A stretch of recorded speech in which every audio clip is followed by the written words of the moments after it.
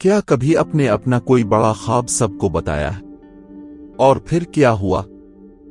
کیا ایسا محسوس ہوا کہ جیسے اس خواب کی آگ آہستہ آہستہ ٹھنڈی ہو گئی ہو؟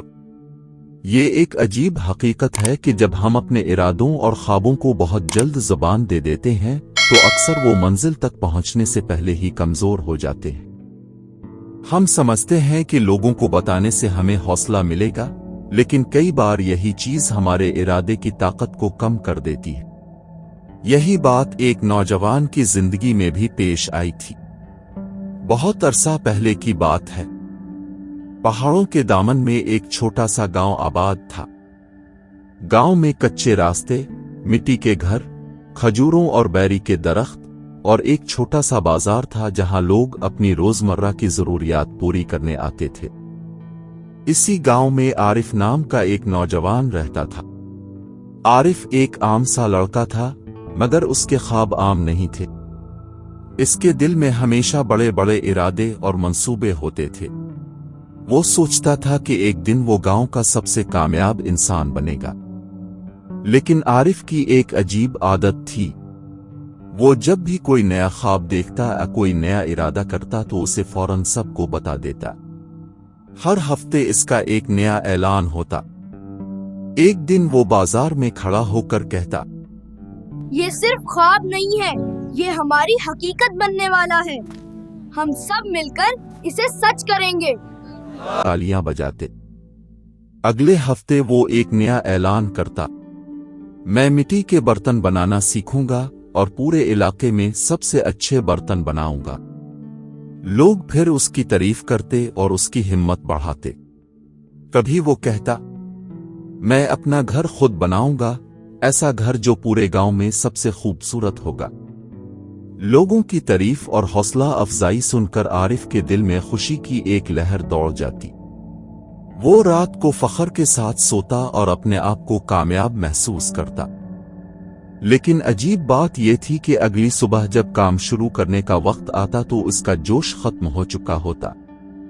وہ سوچتا، کل سے شروع کروں گا۔ پھر وہ کل کبھی نہیں آتا تھا۔ دن گزرتے گئے، ہفتے گزرتے گئے، اس کے خواب بھی گزرتے گئے۔ نہ کوئی دکان کھلی، نہ برتن بنے، نہ گھر تعمیر ہوا۔ صرف اعلان ہوتے رہے، لوگ تالیاں بجاتے رہے اور عارف کے ہاتھ خالی کے خالی رہے۔ سالوں بعد عارف کو محسوس ہونے لگا کہ شاید اس کے اندر کوئی کمی ہے۔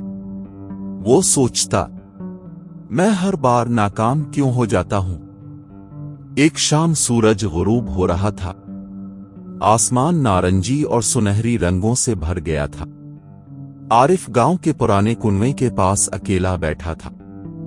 اس کے چہرے پر پریشانی اور مایوسی صاف نظر آ رہی تھی۔ اسی وقت گاؤں کے ایک بزرگ وہاں سے گزرے۔ وہ ایک سادہ مزاج اور خاموش انسان تھے، مگر پورے گاؤں میں ان کی بہت عزت تھی۔ لوگ انہیں عقل مند اور تجربہ کار سمجھتے تھے۔ انہوں نے عارف کو دیکھا اور اس کے پاس بیٹھ گئے۔ نرمی سے پوچھا، بیٹا، تم اتنے پریشان کیوں ہو؟ عارف نے ایک گہری سانس لی اور کہا، میرے دل میں بہت سے خواب ہیں، مگر میں کوئی بھی خواب پورا نہیں کر پاتا۔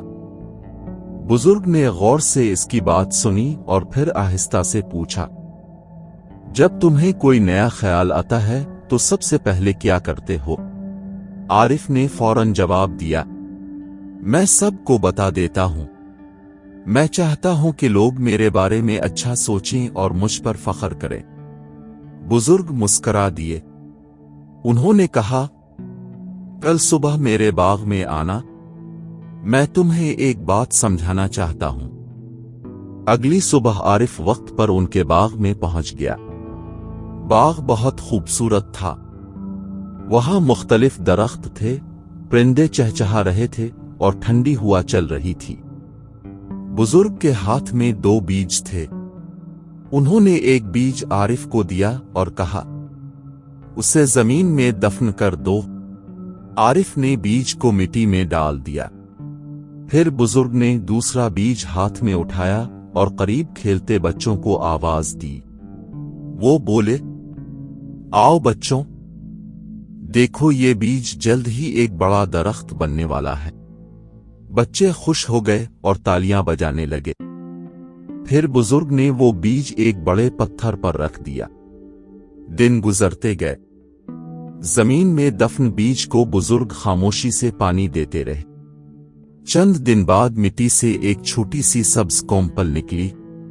वो आहिस्ता आहिस्ता बढ़ने लगी। दूसरी तरफ जो बीज पत्थर पर रखा था वो धूप में सूख गया। परिंदे आए और उसे उठा कर ले गए। वो बीज कभी दरख्त नहीं बन सका। बुजुर्ग ने आरिफ को बुलाया और कहा, बेटा, क्या तुमने फर्क डाल देखा? आरिफ ने सर हिलाया। बुजुर्ग बोले, बीज को उगने के लिए खामोशी चाहिए। से मिट्टी के अंदर रहना पड़ता है। अंधेरे में छपकर वो ताकत हासिल करता है। अगर उसे खिले में रख दो और सबको दिखाते रहूं तो वो सूख जाता है। फिर उन्होंने आरिफ की तरफ देखते हुए कहा, बिल्कुल तुम्हारे ख्वाबों की तरह। आरिफ हैरान रह गया।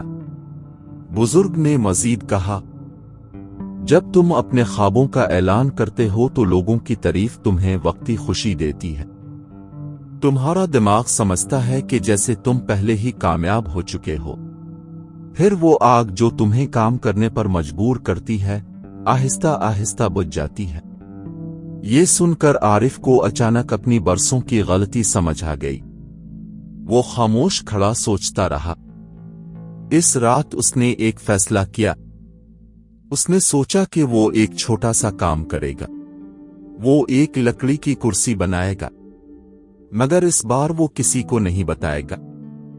अगले दिन से वो खामोशी से काम करने लगा। कभी वो थक जाता, कभी इससे गलती हो जाती, कभी उसे दोबारा शुरू करना पड़ता, मगर इस बार कोई ऐलान नहीं था, कोई तारीफ नहीं थी, कोई तालियां नहीं थी। सिर्फ वो था और उसकी मेहनत। हफ्ते गुजरते गए। आखिरकार एक दिन उसकी कुर्सी मुकम्मल हो गई। जब आरिफ इस कुर्सी पर बैठा तो उसने अपने दिल में एक अजीब सी खुशी महसूस की। ये वो खुशी थी जो अल्फाज से नहीं बल्कि अमल से पैदा होती है। पड़ोसी ने हैरत से पूछा, ये कुर्सी तुमने कब बनाई? तुमने तो किसी को बताया भी नहीं। आरिफ मुस्करा दिया। वो बोला, मैं पहले इसे मुकम्मल करना चाहता था। आहिस्ता आहिस्ता लोगों को उसकी कारीगरी के बारे में पता चल गया। लोग उसकी बनाई हुई चीजें पसंद करने लगे। कुछ ही अरसे में आरिफ गांव का मशहूर कारीगर बन गया। मगर अब उसकी एक नई आदत बन चुकी थी। वो कभी अपने मंसूबों का ऐलान नहीं करता था। वो सिर्फ नतीजा दिखाता था, और लोग अब उसके अल्फाज नहीं बल्कि इसके अमल की इज्जत करते थे। अब जरा खुद से एक सवाल पूछें, कितनी बार ऐसा हुआ है कि अपने अपना कोई बड़ा मकसद सबको बता दिया हो और फिर रास्ते में हिम्मत हार गए हों? कितने ख्वाब सिर्फ इसलिए खत्म हो गए क्योंकि हमने उन्हें बहुत जल्द बयान कर दिया। याद रखें, ख्वाब नाजुक होते हैं, उन्हें हिफाजत चाहिए। उन्हें अपने दिल में रखें, उन्हें मेहनत की मिट्टी में दफन करें। जब वो दरख्त बन जाएंगे तो दुनिया खुद उन्हें देख लेगी। ऐलान करने की जरूरत नहीं पड़ेगी। अगली बार जब आपको अपने बड़े मंसूबे के बारे में सबको बताने का दिल चाहे तो जरा रुक जाएं। खामोश रहें, बीज को अंधेरे में उगने दें। जब दरख्त मजबूत हो जाएगा तो वो खुद बोलेगा, और उस वक्त दुनिया सिर्फ अब की बात नहीं बल्कि अब के अमल को सलाम करेगी।